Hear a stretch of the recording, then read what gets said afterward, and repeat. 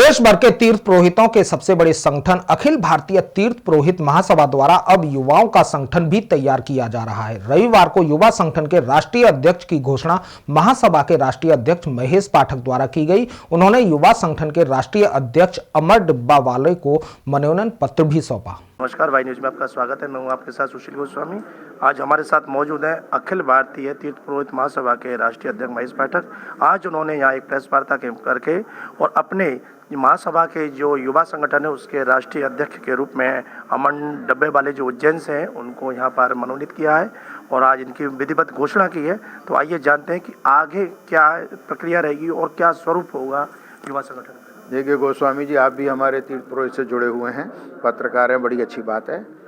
हमारी नासिक में जो मीटिंग हुई उसमें ये एक महसूस हुआ, आवश्यकता हुई कि युवा संगठन का गठन किया जाए।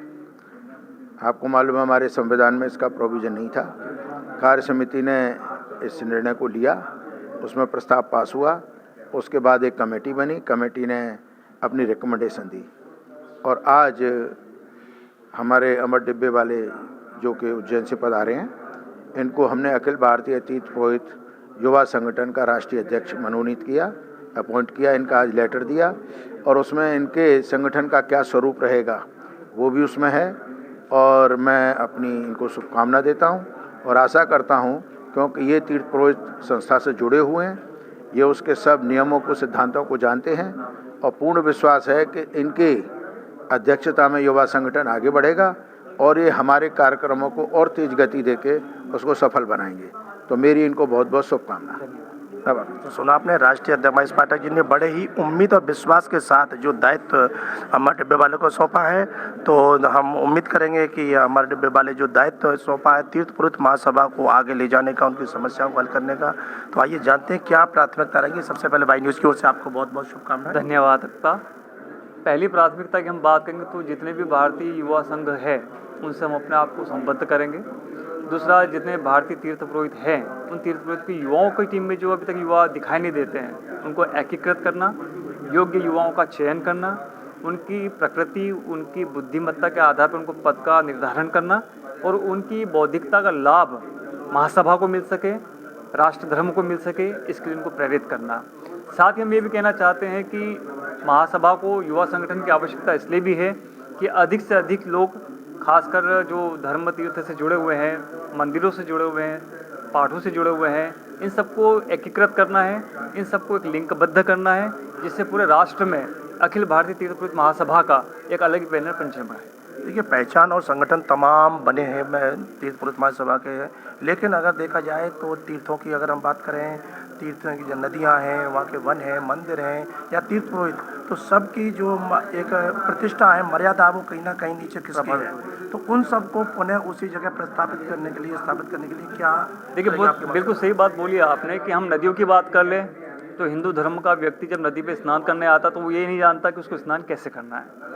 कई लोग हम जानते हैं कि कपड़े धोते हैं नदी में, जबकि नदी में कपड़े धोना वर्जित है। शास्त्र कहता है कि जब आप नदी का स्नान करें तो अपनी पूजन पाठ, संध्या वंदना कर लें, उसके बाद आप स्नान करें। क्यों? क्योंकि जो पूजा पाठ, स्नान से, संध्या से आपका पुण्य आता है वो नदी को प्राप्त होता है। लेकिन आजकल आचमन योग्य भी नहीं। तो इसका कारण क्या है? इसके कारण दो प्रमुख तौर पे हैं। सबसे पहला कारण क्या है कि हिंदू धर्म में हिंदू लोगों की उदासीनता, और दूसरा कारण यह है कि उस उदासीनता का लाभ लेने वाले सरकारी अधिकारी जो हमारे हिंदू धर्म के लेवल को, हमारे हिंदू धर्म के तीर्थ स्थलों को, मंदिरों को जो व्यवस्थित रूप से करना चाहिए उस प्रकार से वो अपनी सेवाएं दे नहीं पाते हैं। ये दो मुख्य कारण हैं। हमारा पहला प्रयास ये रहेगा कि हिंदू धर्म के प्रति लोगों को जागृत किया जाए, भले वो सोशल मीडिया के थ्रू हो या संगठनों के थ्रू हो या अन्य संस्थाओं के थ्रू हो। हमारी कोशिश निरंतर यही रहेगी कि लोग हिंदू धर्म को समझें, नदी की महत्ता को समझें, धर्म की महत्ता को समझें, मंदिर में प्रभु की स्थिति को समझें। मेरा एक और प्रमुख सवाल है कि तीर्थ पुरोहित महासभा जैसा कि नाम है, लेकिन तीर्थों में जितने भी जो प्राचीन मंदिर हैं, उनके सेवायत हैं, पुजारी हैं, आजकल वो सब निशाने पर है। सरकार हो या कोई संगठन हो, कहीं पर मंदिर अधिग्रहण की बात चल रही है, तो कहीं पर उनको मंदिरों में दान आ रहा है, उसको सरकार अपने कब्जे में ले। बिल्कुल। तो इसको लेकर आपका क्या कहना? आपने बिल्कुल सटीक बात बोली है और मेरी जो बात उठी है, या यूँ कह लें आप कि मुझे इस पद पे जब चयन किया गया तो इसी बात को लेकर के किया गया कि मैंने उनसे एक बात कही थी कि यदि सरकार इस प्रकार की स्थितियां लागू कर रही है, भले वो स्टेट गवर्नमेंट हो या आपका स्थानीय स्तर का शासन हो, प्रशासन हो, कलेक्टर ही हो, कोई भी हो, यहाँ पर हमारे पास में एक सबसे अच्छा बड़ा हथियार क्या है? Supreme court. सुप्रीम कोर्ट के संविधान को, उनका अनुच्छेदों को जब तक हम समझ नहीं पाएंगे तब तक हम अपने हक की और अधिकार की लड़ाई लड़ नहीं पाएंगे। यहाँ पर हमारे यहाँ पे हमने बात कही कि भारतीय संविधान के अनुच्छेद 23 से लेकर के 26 तक और उसके उप अनुच्छेदों में एक क, ब, स, द आदि सारी चीज़ें आती है, जिसमें धार्मिक मान्यता, धार्मिक संस्कार से जुड़े पहलू, धार्मिक संस्कार को निभाने वाला पंडित या पुजारी, इनके अपने अधिकार सुरक्षित होंगे। यदि हम बात करें मौलिक कर्तव्यों की या मौलिक अधिकारों की बात करें तो ये दोनों ही पार्ट मैच करते हैं। इस आधार पर हम अपनी व्यवस्था को, हमारी रणनीति को तैयार करेंगे ताकि शासन या सरकार जब इस प्रकार की स्थिति बने तो हम उसका विरोध कर सकें। चलते चलते आखिरी सवाल, आपको यह दायित्व सौंपा है तो कब तक आपकी जो कार्यकारिणी है उसका स्वरूप आप निर्धारित? देखिए, कार्यकारिणी का कार्य तो निरंतर चलता रहेगा।